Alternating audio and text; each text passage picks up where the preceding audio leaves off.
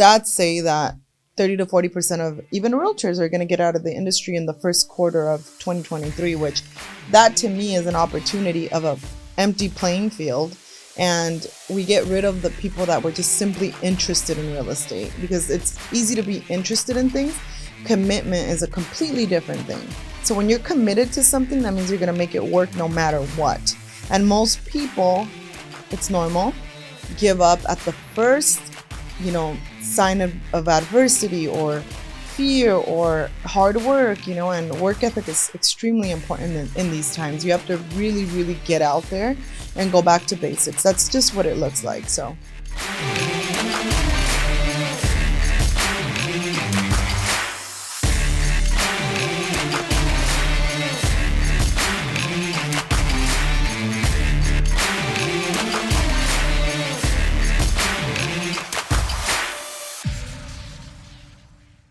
Hey guys, welcome back to Driven Channel, and I'm here with another episode of Driven Couples, and I'm super pumped up for this one because this one's about recession, how to win in this recession. And a lot of you don't know or don't remember, but not too long ago we were in a recession.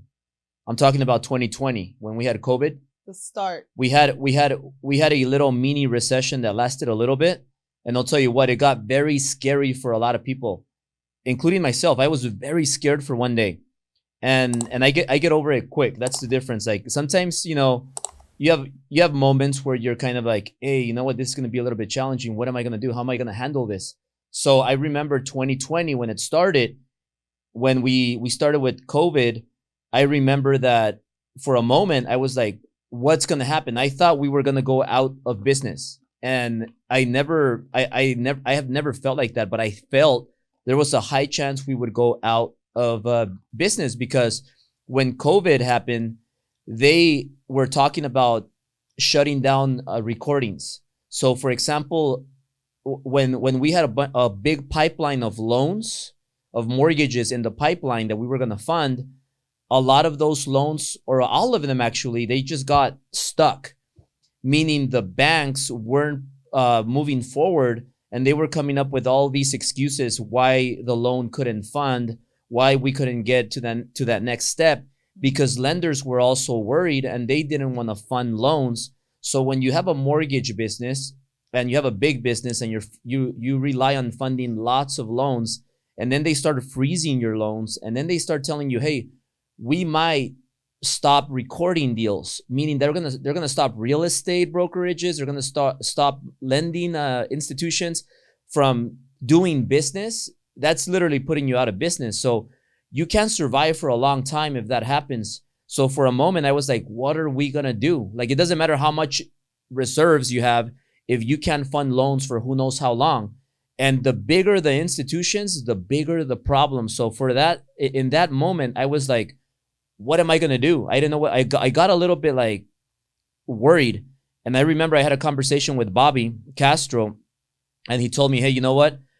Go for a walk by yourself, go for a run, and for a 4-hour run, and just go over like all the things that you did right and all the things you did wrong, so that moving forward, when it happens again, you're prepared and you're better prepared. So that happened. And what I did is I put on my leadership hat, and I went out and I started motivating and leading by example. So I told my team, hey guys, you know what? I'm going to get back to originating. I'm going to originate. I'm going to lead by example. I'm going to be out. And this was when they shut everything down. That's why they were going to shut down the recordings, but they shut everything down. We couldn't work out. They shut our gym down. They shut all restaurants. They shut everything, bars, everything where people get together and network. They shut it down. So you couldn't do open houses. Remember that. You couldn't do open houses as a realtor. You couldn't do anything outdoors. People had masks, and then the riots, and then so it got very nasty. But people forget how it got. I remember at one point, I went to the bank, got some money out, and I told all my close people, get some money out and just keep that cash, because they were breaking into homes. It was very scary times. So one of my mentors told me, hey, get some cash and you got to prepare for the worst. And I thought, and many people thought, it's the end of the world. It's going to be a big war. The world's going to end. But people now forgot about that. Now nobody remembers COVID. COVID is gone.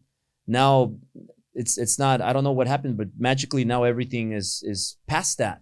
But now we are entering another recession.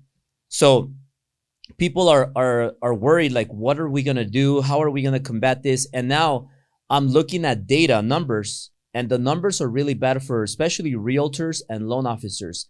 I have looked up their production because I have access to a lot of data that I pay for, and their production is down 80-90%. When you're down 80-90% in revenue or in income, whatever you want to call it, you're literally out of business. You're out of business. If they cut your income by 80 or 90%, you are out of business. That is a huge cut. So a lot of agents have been reaching out to us and telling us like, hey, Albert Syl, we're ready to join Ambiance Realty now. We're ready to join TMG now. I want to be part of this, Albert. I show me what you have. And now people realize, because people can't survive if they don't have any reserves, they can't survive for a long time. And this whole easy business for realtors and loan officers ended back in March, when the rates just started to pile up, and then property values started to like go down a little bit. It started to change, and then agents like realtors were having a hard time, loan officers were having a hard time, and the business just started going down little by little. And then eventually, like now, it's just like gone, like 80%, 90% down. It's a big number. So my good positive message I want to give you guys right now is that I'm going to give you guys some key things that you could do to be able to win in this market, because a lot of our agents and lenders are thriving right now when people are giving up, quitting. Remember, I know you remember before, Jeff, a lot of people had Lambos, Ferraris, Bentleys, Rolls Royces, and they were flexing and they were like, I'm doing good, man. I'm rich. I know my shit. I'm working very little and making all this money. Is because they were getting easy business. They were getting, of course, you have a 2% rate, 2.5% rate. You don't really have to sell anything. All you do is collect paperwork and it's easy. Of course, you're going to make easy cash. Yes, you're getting a lot of loans. I get it. You're getting a lot of SBA loans. Yeah, you're getting PPP. Yeah, whatever. You're getting free money. Yes, you're getting all these checks. Cool. That's going to end. So now that it ended, people have given away their cars. People are now struggling. They stopped posting. Neil made a great story where he posted, hey, all these people that were flexing back then, they stopped posting. Now they're not flexing. Now that they're dealing with a little bit of complications.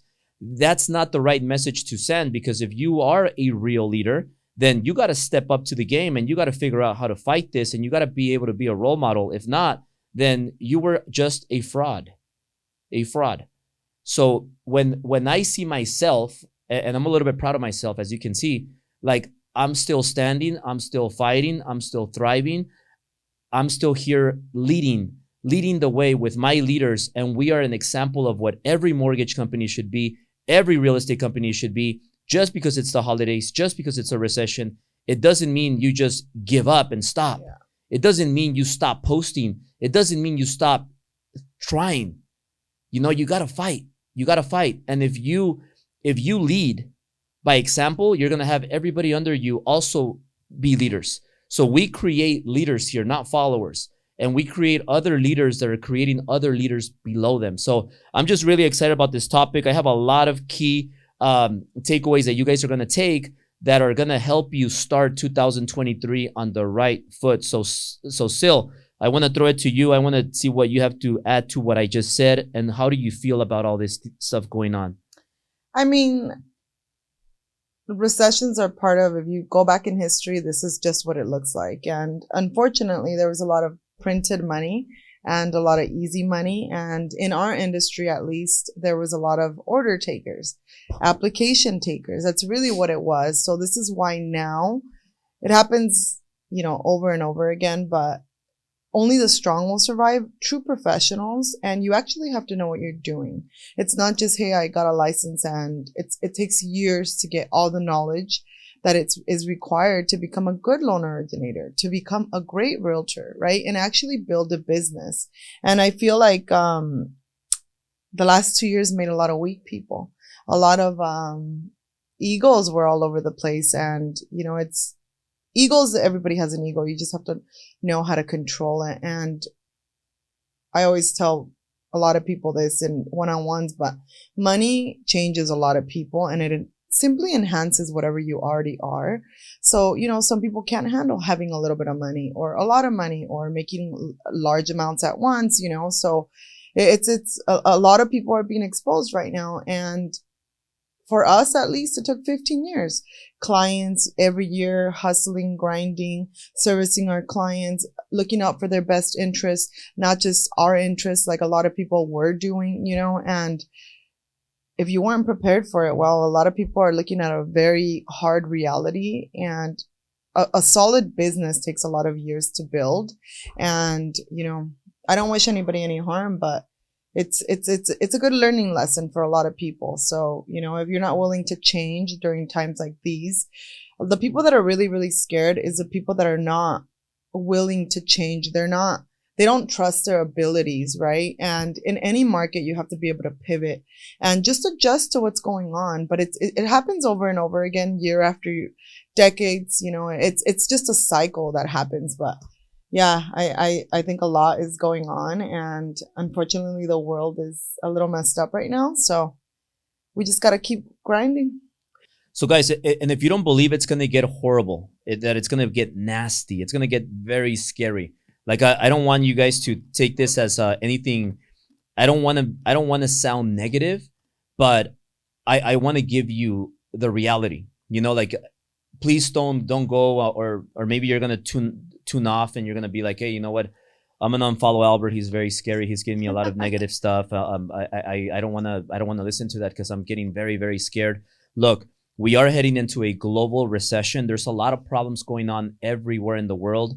London is very dangerous right now, like maybe worse than here.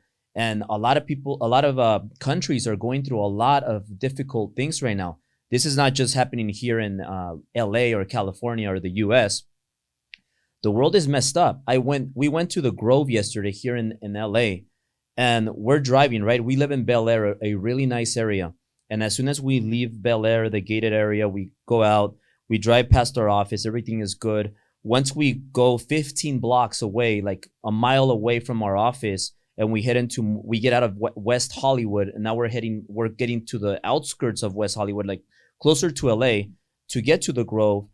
It starts getting very nasty, people, like homeless people, druggies, so and people sleeping on the streets, people fighting with each other, naked people running around.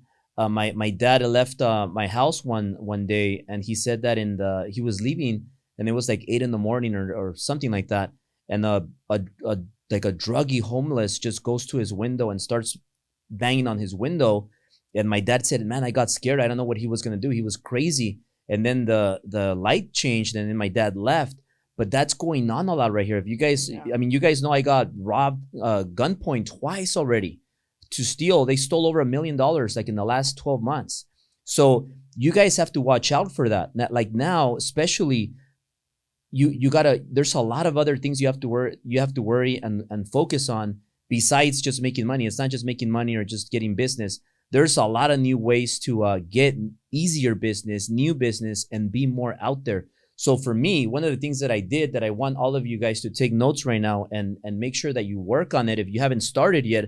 I know Jeff started on it a while back, so he's going to be okay. He's going to be okay, but what do you guys think is the difference between me and other mortgage brokers, other real estate people, other people throwing events or trying to throw events?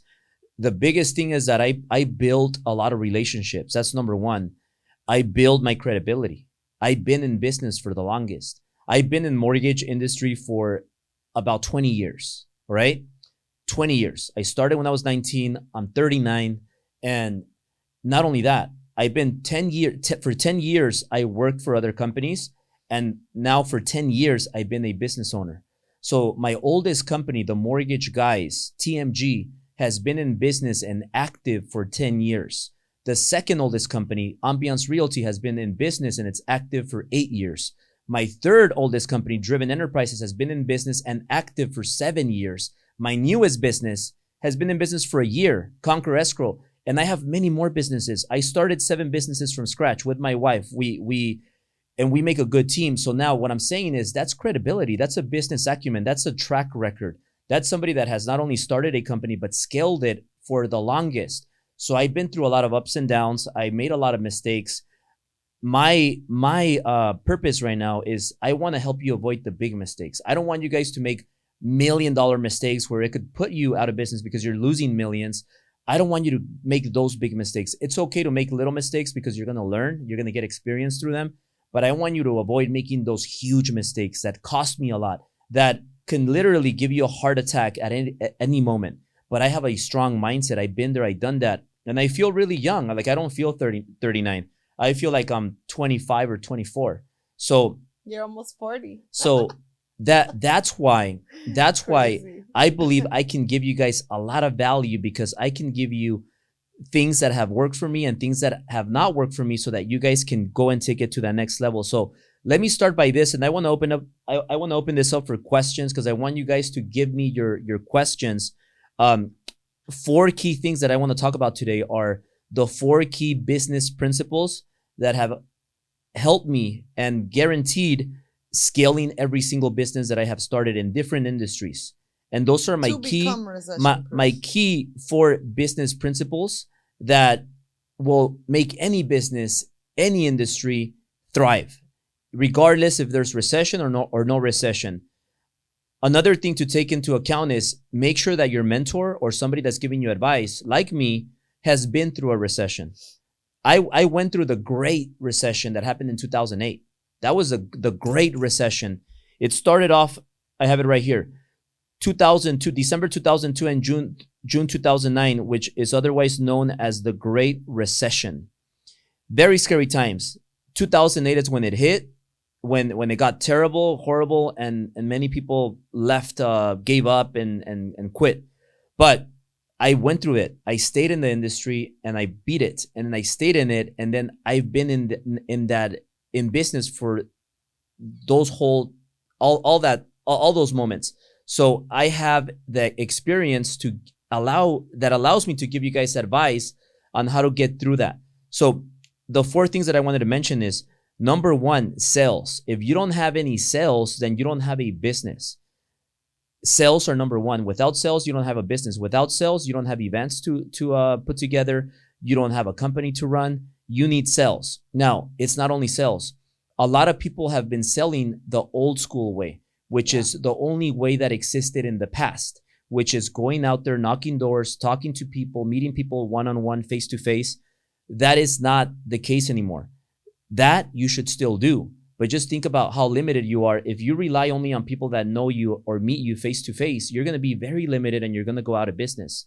The future, the present and the future right now is online, social media. You got to make sure that you can market so that a lot of people know who you are. People don't buy from the best. People don't buy from experienced people. People buy from who they know. And that's what's different from me and all the other people that want to be. You know, they don't know them. It doesn't matter how good they are. It doesn't matter how much experience they have. If nobody knows them, nobody pays them. So what I focused on years ago is, how do I get more people to know me? How do I get more people to know me? So I created relationships that led to other relationships, and I tripled down on my marketing game, and I started building my marketing. I started building my brand, which allowed all the other businesses to scale. Marketing is number 2. Number 3, what do you do when you market and you get so much business and then you're so good in sales that you start closing all the deals and you start getting a bunch of business coming your way? In order to handle all of that business and new business, because you're going to continue to get a lot of people that are going to find you, and they're going to be like, oh, who is this guy? Oh, who is this girl? Oh, I'm going to follow them. I know I like these people. And then you start getting an overload of business. Now you need systems and processes to handle all this business that you're getting. If you don't have good systems and good processes, you're not going to handle it. You're going to scale chaos and you're going to go out of business. There's 2 ways. The top 2 reasons why a business goes out of business is because they grow too slow and because they grow too fast. If you grow too slow, you're going to go out of business. You're not going to last. If you grow too fast and you're reckless, you're going to go out of business too. Now, what do you do when you have your systems and processes, you have your sales, you have your marketing in place? What do? Now, in order to grow even more, you got to build an army. How do you build an army? By hiring experienced older people? No. Those guys are out. The new guys are in. who are the new guys? The millennials. You know, the millennials are really, really ready right now to scale your business. But however, these people need training. So you hire green people. If your business is not made or is not ready to hire green people, you're never going to scale. So you got to be able to take these green people, but you have to have great training in place. So if you want to grow your business to that next level, number 4 business principle that I've used for every business is training. You need to be able to train green people, people that are newly licensed, people that are brand new in the business. You want to be able to train them, and you have to have an effective training for them. That's why here we train realtors and mortgage guys every Monday, every Wednesday. There's never an exception. Every Monday, Wednesday, we train from 12 to 3. Sometimes we go a little longer, and we're able to train brand new people like Bryant, who was a busboy last year, and this year had his biggest year ever. First year, he's 22. He made $300K. Green people. You got to train your green people. So sales, marketing, systems, processes, and training. If you have those 4 things, you could get through anything. And recessions are the best time to scale, the best time to invest, the best time to take over, because these times are when you dominate. You don't compete. These times are made for people that are going to dominate. If you're ready to dominate, then keep watching this. If you're a competitor, hey, you're going to go out of business. You need to dominate right now. It's time to crush your competition. Guys, if you made it this far, I have an exclusive mastermind that I want you to join. Go to drivenacademy.com and subscribe to my exclusive mastermind, where we're gonna meet in person every month at my workshop, and you get more perks. All you gotta do is go to the link below and sign up. I'll see you there. What do you think about that, Syl? I agree. Recessions are actually great. They're fun. They're fun. I don't know about fun. Ignore him. But there's a lot of opportunity, and it's all perspective, how you look at things, right? And the reason I say I started right after the market crashed in 08 in real estate, and I did fairly well my first year, but I was working Monday through Sunday, did open houses every single day, and I had nothing else to fall back on, so I had no other choice. And right now people are a little too diversified. If you ask me, they're doing all these things and then not doing anything at all. So you have to be very, very mindful and intentional about the things that you're doing and what your main focus is, right? All of our businesses kind of interact with each other, and we don't open a new one until we have the other ones solid, which escrow is the reason why it came into play. But if you believe in yourself and your ability, and you're actually confident in what you're willing to do and go out and execute, there's no way that you would be so scared, right? And when you have good leaders, like, we spend a lot of time with our people, giving them the, what would you call it? Inspiration, motivation, the hope that a lot of people need, which there's nothing wrong with it. The problem is when you stop doing the things that you're supposed to be doing because of fear. So, for us, and we're going to start training on Tuesdays. It's going to be calling, right? That's going to be a different, but it's going to be on calling for new business. Yeah, we were briefly discussing this with one of our other leaders in the company. So it's just about pivoting and trusting your abilities. That's it. Being willing to change and do whatever it takes to get your next deal, to, reach out to all your past clients. It's so many things that could be done. And most people know what they have to do. They just don't do it. So it's a matter of discipline, consistency, and knowing exactly what you're going for to be able to succeed. Because a lot of people that shouldn't be in the industry will be getting out of the industry. Stats, I don't really believe in stats because they're kind of made up, because it just depends who you're asking and how many people you're asking. It's not just like the whole world, the stat of the whole world, but stats say that 30 to 40% of even realtors are going to get out of the industry in the first quarter of 2023, which that to me is an opportunity of a empty playing field. And we get rid of the people that were just simply interested in real estate, because it's easy to be interested in things. Commitment is a completely different thing. So when you're committed to something, that means you're going to make it work no matter what. And most people, it's normal, give up at the first, sign of adversity or fear or hard work, and work ethic is extremely important in these times. You have to really, really get out there and go back to basics. That's just what it looks like. So guys, we want to take some questions. Are you looking at that? So I know we have a few questions here. Before we get into those questions, though, I want to give you guys one takeaway. Okay, if you guys have, why are you getting my shake? I'm just gonna have a sip. You always take all my stuff. So if you guys, this is gonna be one key takeaway, right? So take some notes. You need multiple flows of income. Mm-hmm. So if that's one, and then I'm gonna give you another one. You need reserves. Okay, so those are two things. Reserves are tricky because reserves. I'm just waiting for my protein shake to digest. So reserves are very important, but reserves are going to be very tricky because when you're growing your business, sometimes you run out of money. Yeah. And that's perfectly normal. Like you're never gonna grow a business if you always have reserves. Reserves, you have them, but sometimes when you get a huge opportunity, you have to be ready to pull that trigger. So that you're gonna get a big amount of money and you're gonna use it to scale your business. And you're almost gonna have to kind of it might be like 50-50. And you might be saying, "Oh, Albert, you're crazy." That's why I grew so fast. He is crazy. Because I got a lot of money. And every time I get a lot of money, I get rid of it.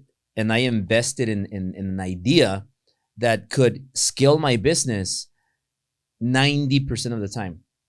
But there's like a 10% chance that I could go out of business. But I take my 90% chance. I'm like, you know what? This idea, it's going to force me to like get to that next level. So that's why reserves and money is very important. So it's very important to have that. Once you get past 5 years, then now you have to make bulletproof moves. But in the beginning, the first 5 years, that's why most businesses go out of business the first 5 years, because they put it all on the line and they go out of business. That's why it's important to have mentors. Mentors are very important. Now, where I'm going is reserves are really important. You have to have some cash. And the best way to make cash that worked for me is buying real estate. When I talk about multiple flows of income, real estate is one of them. So there's a lot of other multiple flows of income you can have, but there's no better feeling than knowing that you're going to make money every day, that you're going to make money every month, no matter what. Passively. So real estate, we bought 3 units, 4 units, 4 units, 3 units, and we bought a bunch of properties that we kept. And in 4 years, almost 5, they doubled in price. For us, all of our properties doubled in price. We bought our properties after a recession, meaning we got our properties pretty low and then they went up in value. So my prediction is that in the next 12 months, if you buy properties, they will double in value in the next 5 to 10 years. So if you want to go that route, buy real estate, stick to 4 units or more, and get as many as you can in the next 12 months. These properties, even if they break even, and guys, this is just my personal advice. Like I said, listen to people with track records. So if you buy a multi-unit and you make a little bit of money, it's a win.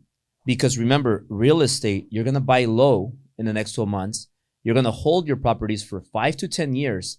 I think that in 5 years, those properties are going to be worth double. That's what I think.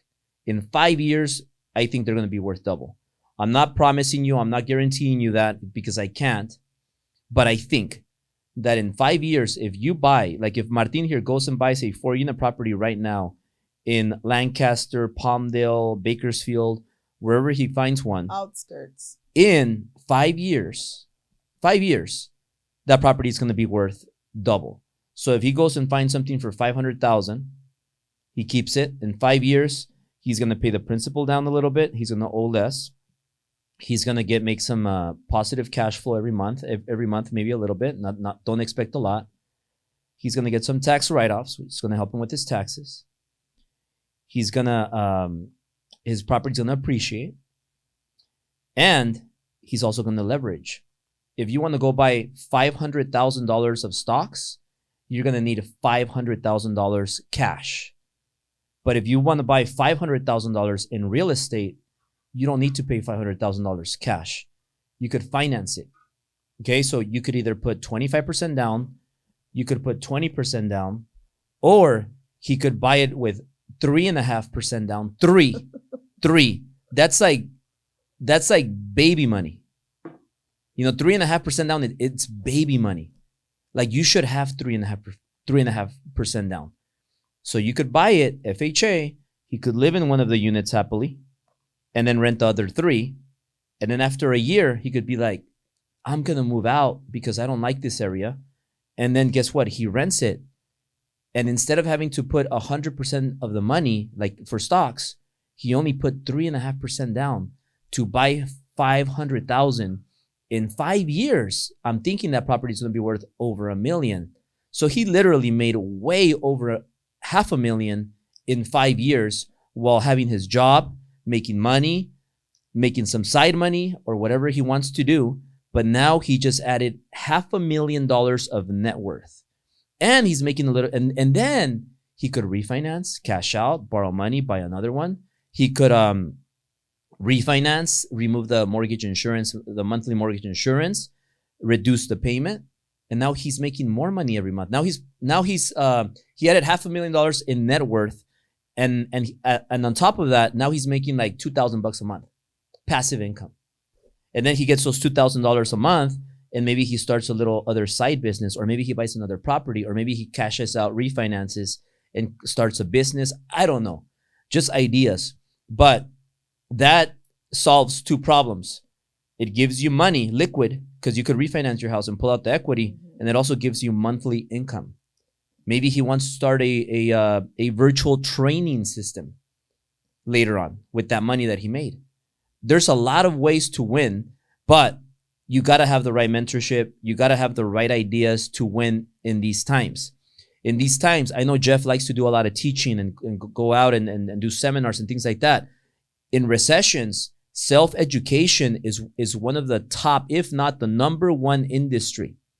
When times get tough and recessions happen, the number one industry is self-education, online teaching. So look it up, Google it. So let's go into a question here. Martin, who's the first question? First question was Jeff. All right, let's bring Jeff on. What's up, Jeff? What's up, man? Hey, so my question is exactly this. So really quick, me and you both, where my brand blew up was during the recession, the same time you were just talking about. I actually have a book coming out called Getting Rich in Recession, telling the whole story.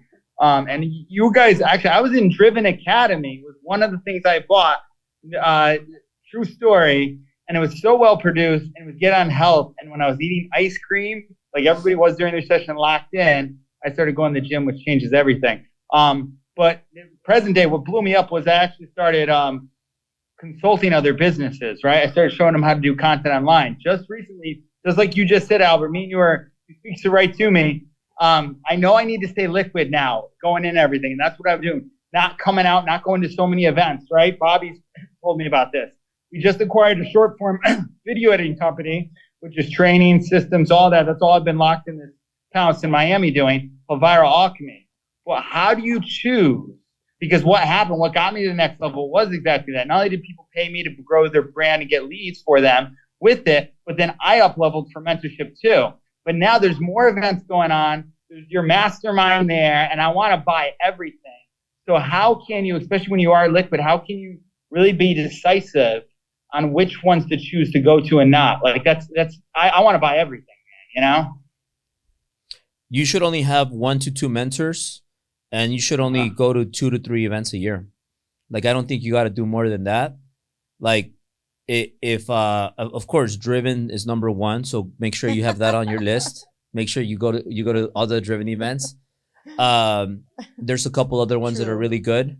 So I would just be selective. Like I give a lot of credit to Grant Cardone and Patrick Bet-David. They have amazing events. There's other events that are good too, but I would stick to no more than 2 to 3 events. That's all you need. Like, how many events can you go to every single month? And like, you gotta go to an event, get 1 or 2 takeaways, and go execute on those. Yeah. Because you know a lot, and your business, you're obviously doing good. You know, you show up everywhere. You're alive. You didn't stop posting. So No. a lot of people, a lot of people, yeah, a lot of people stop posting and are have already quit. You're still staying relevant, so you know what you're doing. You just need like a tweak. Every time you go to an event, get one tweak that's gonna make your business go to that next level. Yeah, no, okay, yeah, no, 100%. Like right now, what's going on? I just spoke at an event here in Miami. There's a lot of events in Miami, man. That's part of the reason why I'm asking about it. And they're all entrepreneurial and they're all that.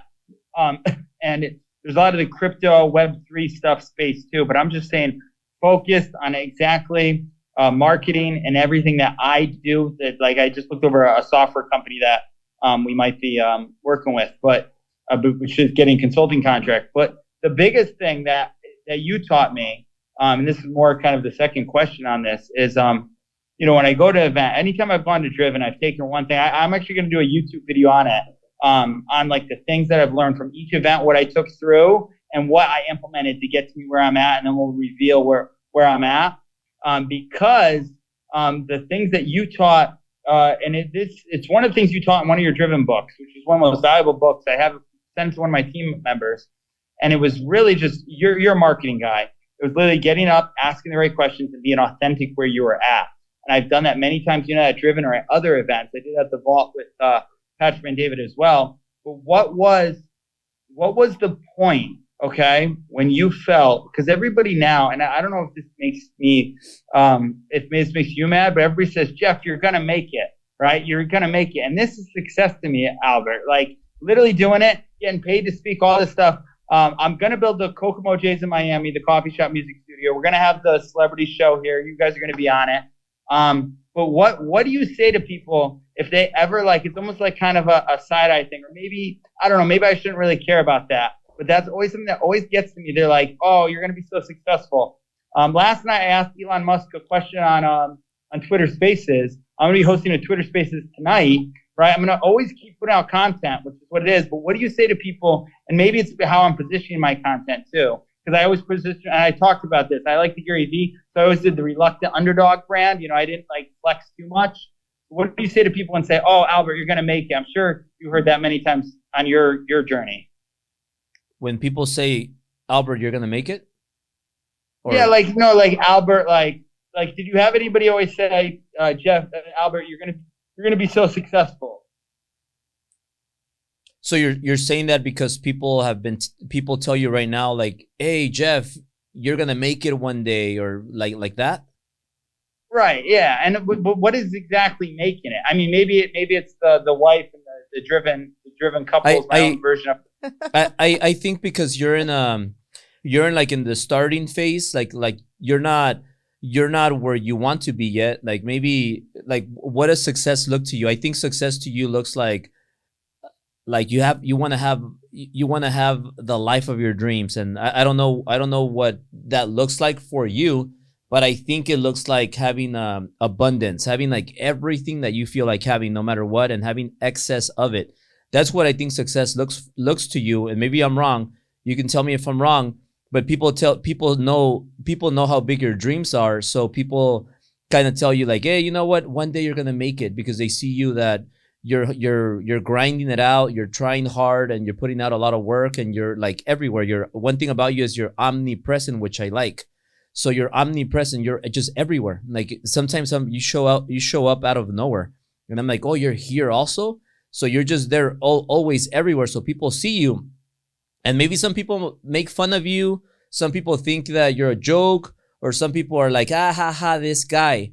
And if that's the case, then the only thing that should do is motivate you to be better. Like you said, as motivation, because yes, I remember people would always say, you know what? He's never going to make it.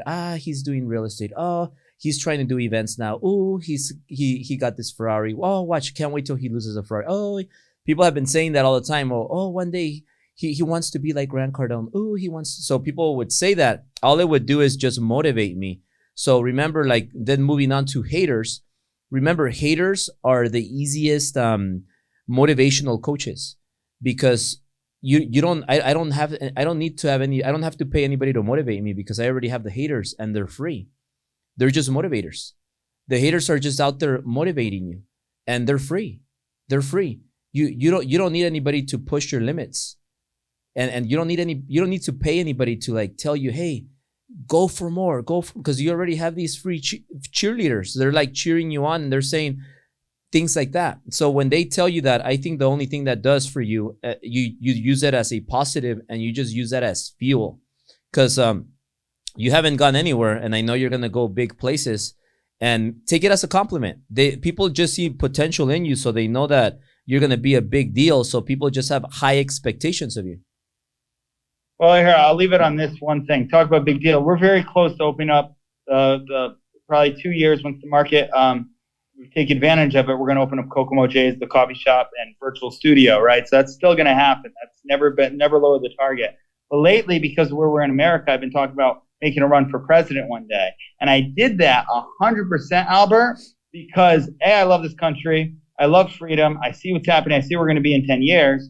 And one of my mentors said to me, you shouldn't be telling people that. And I said, no, you shouldn't be telling people that. I'm going to say, whatever, how am I supposed to win, man, if I don't tell anybody, right?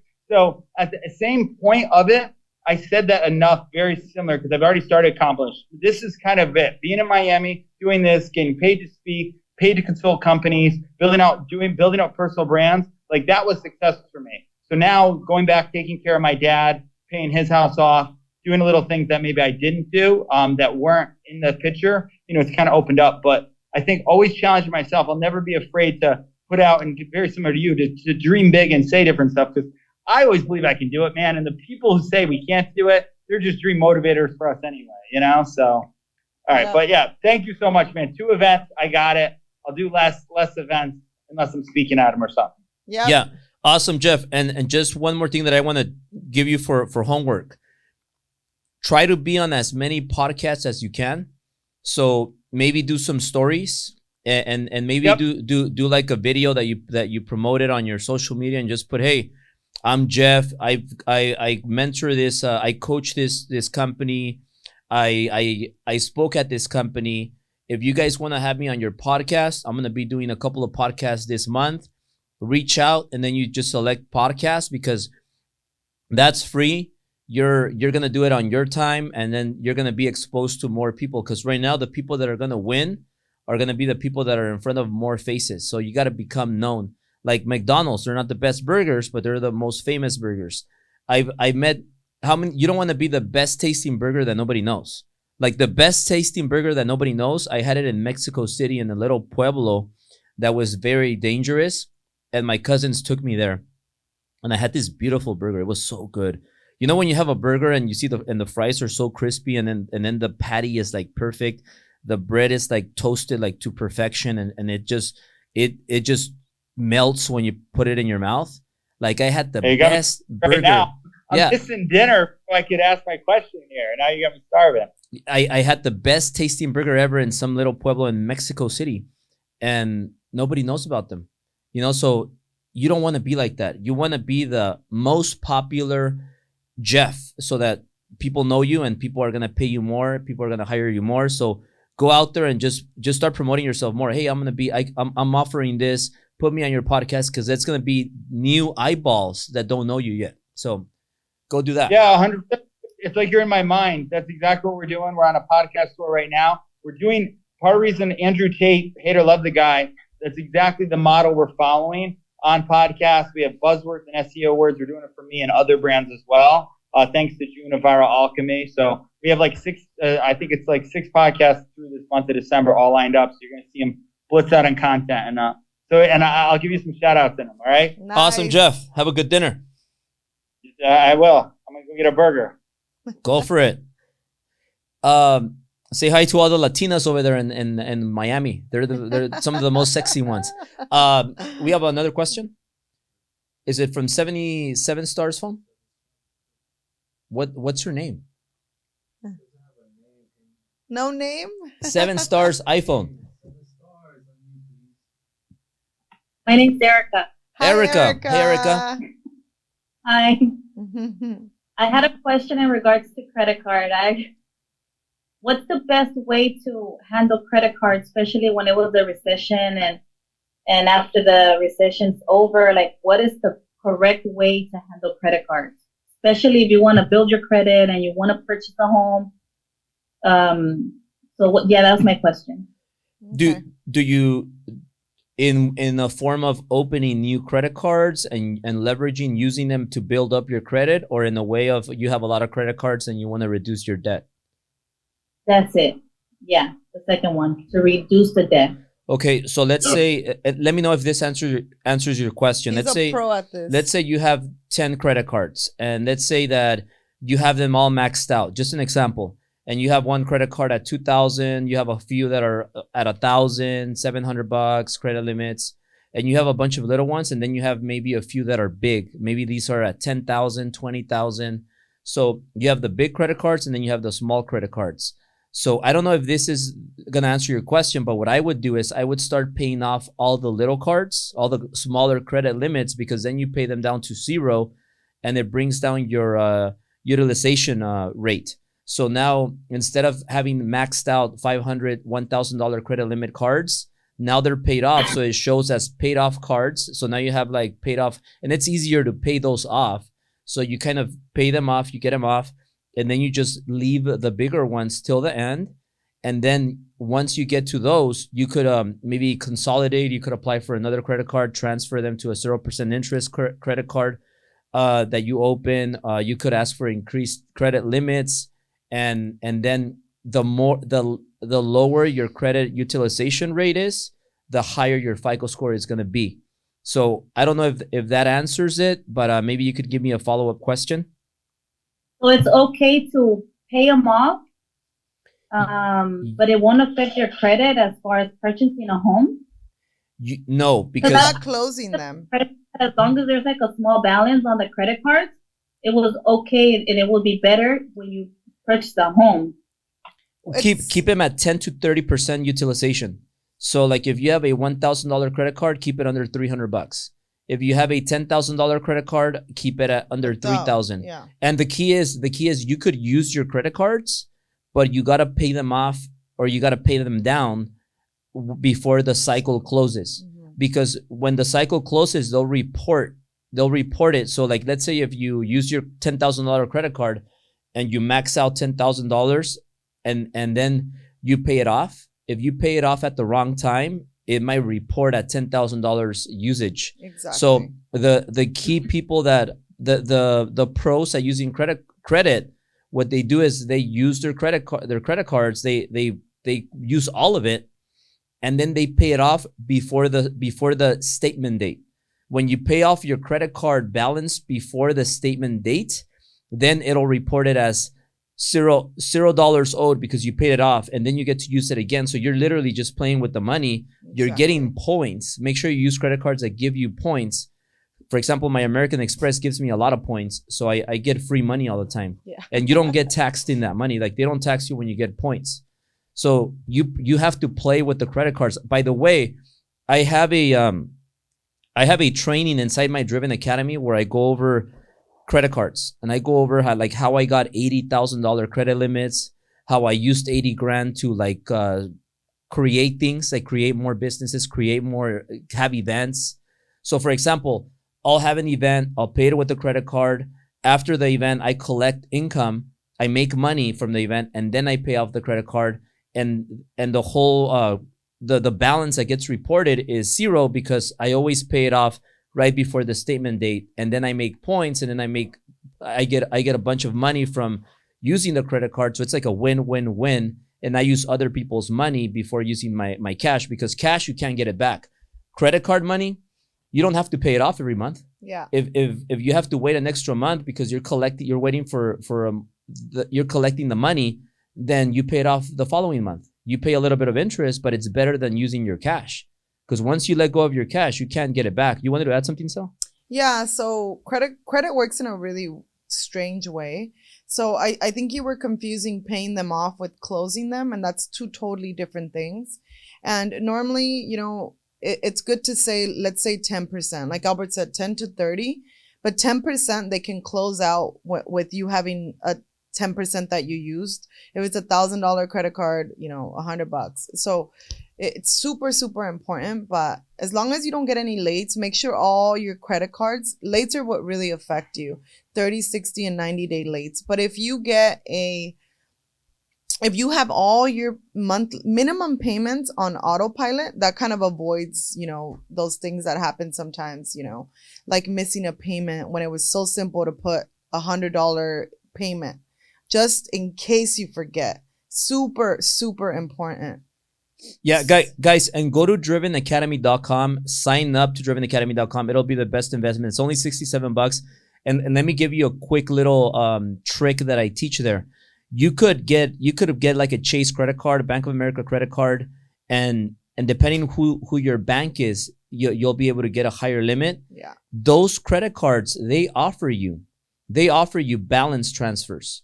So you could transfer like 20 grand into your checking account. Mm-hmm. And when you open these credit cards, a lot of them have 0% introductory rate. So you could get 15 months, 0%.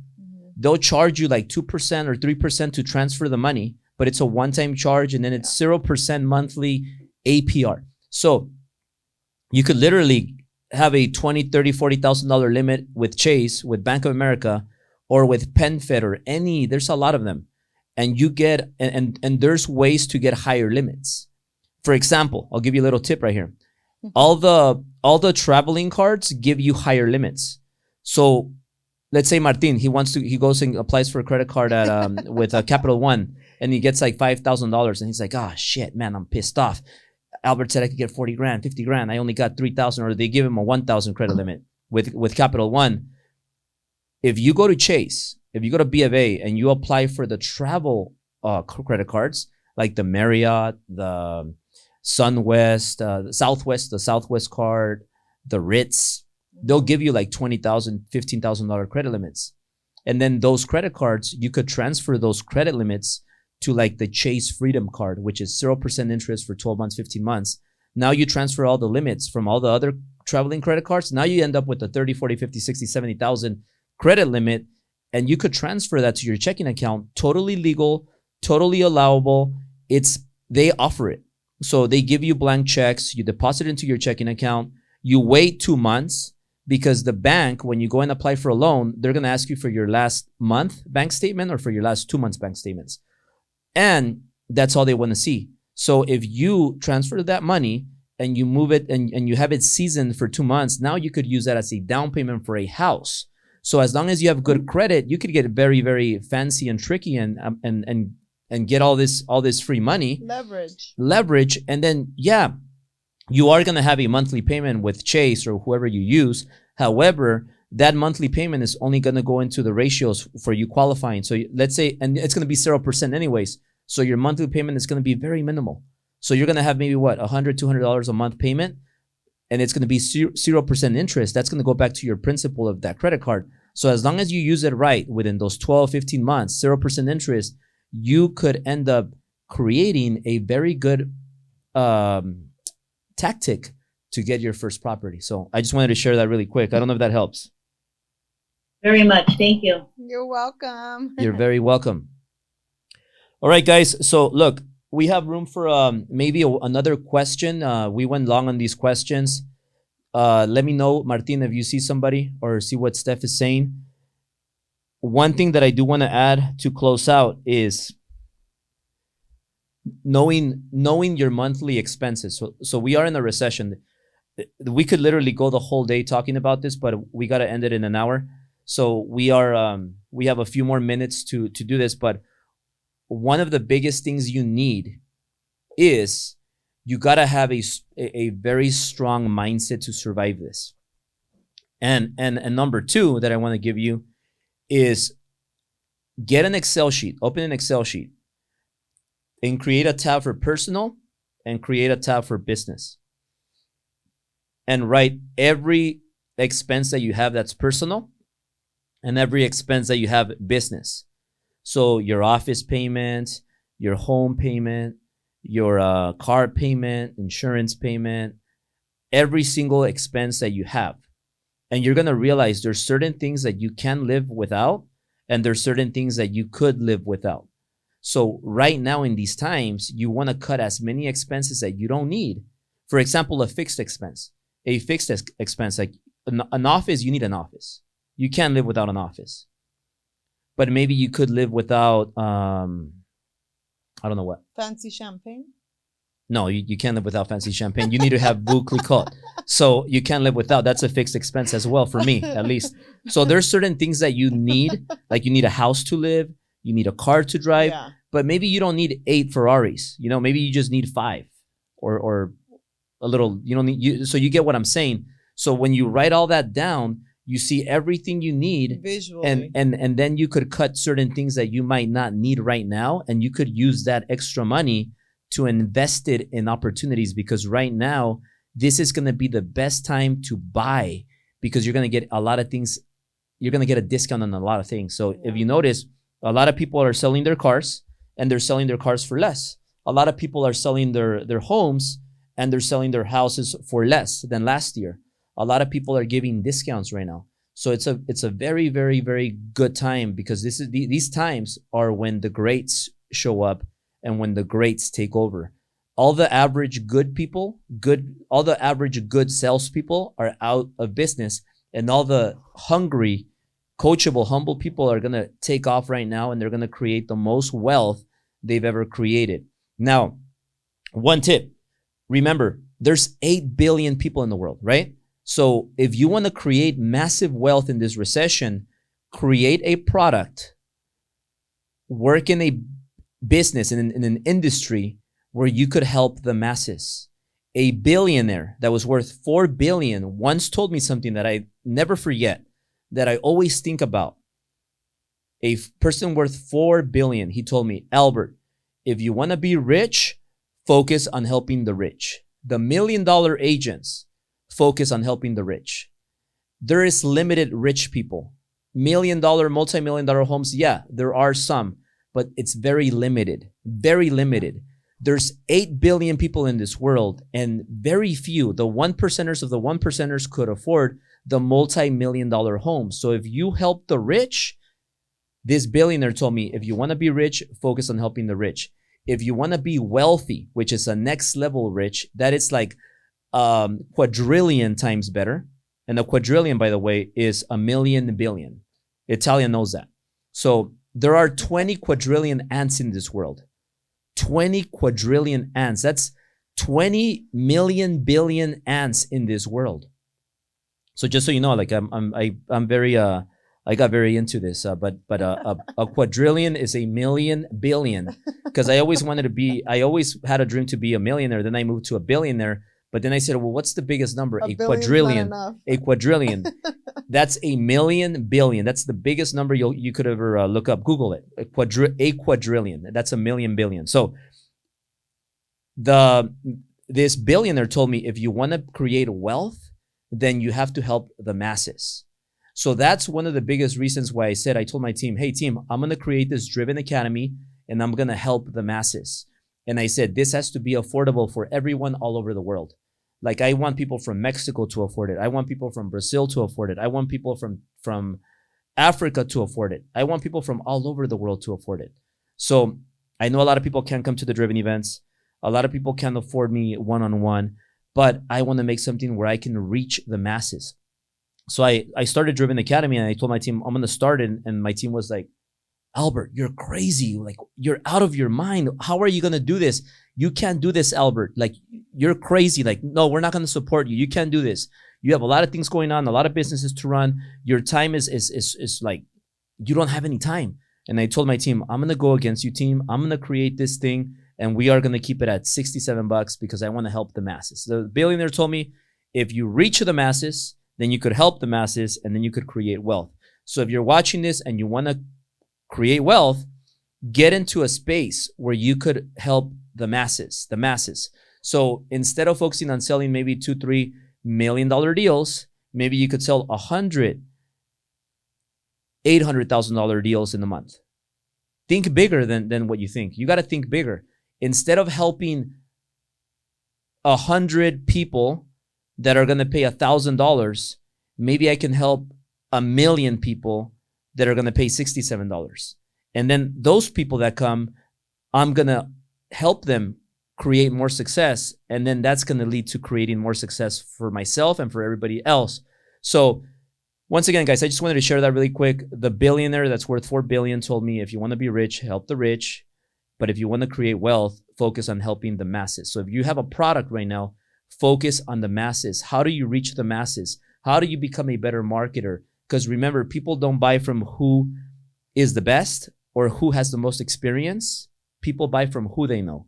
You don't want to be the most beautiful girl that no guy sees.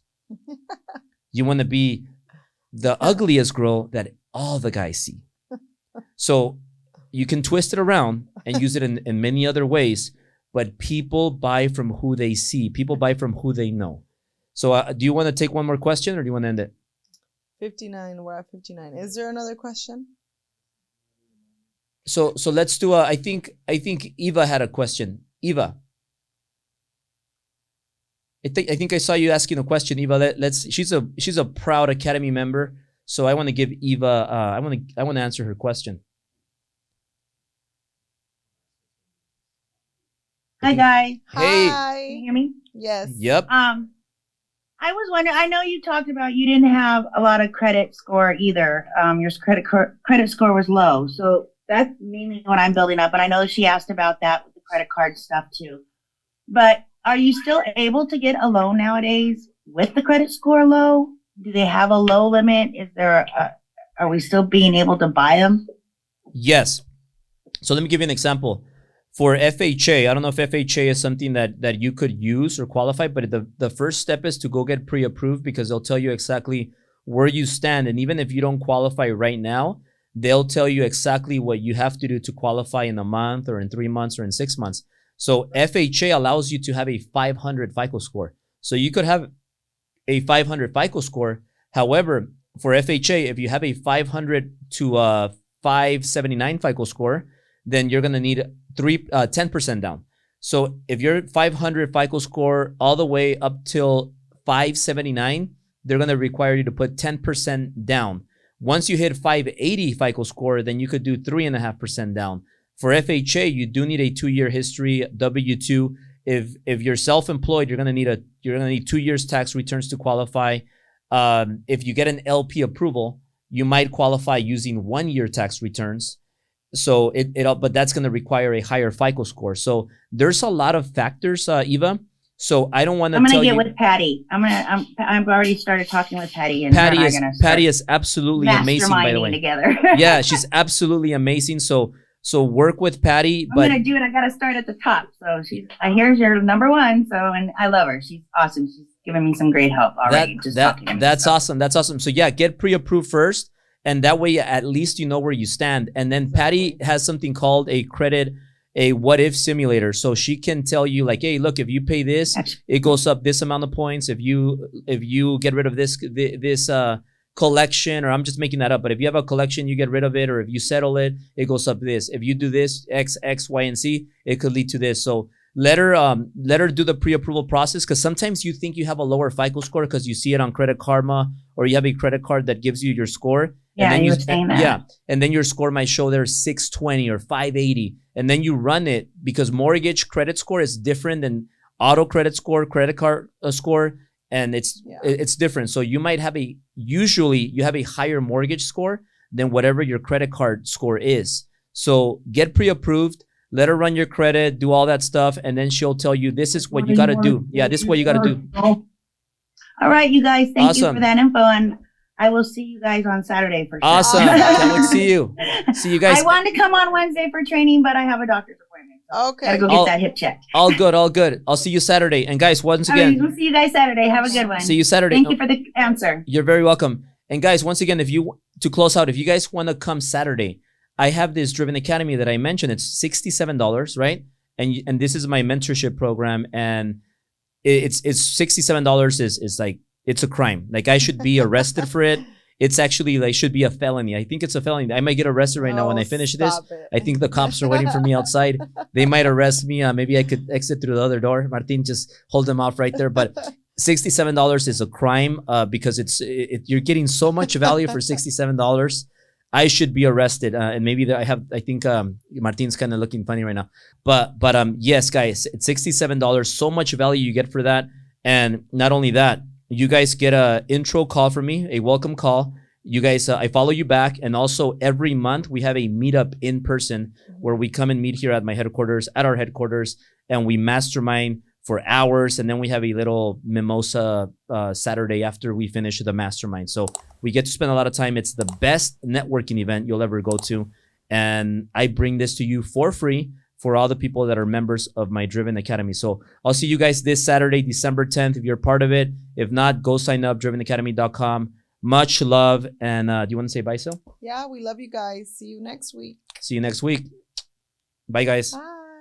Guys, if you made it this far, I have an exclusive mastermind that I want you to join. Go to drivenacademy.com and subscribe to my exclusive mastermind where we're gonna meet in person every month at my workshop, and you get more perks. All you gotta do is go to the link below and sign up. I'll see you there.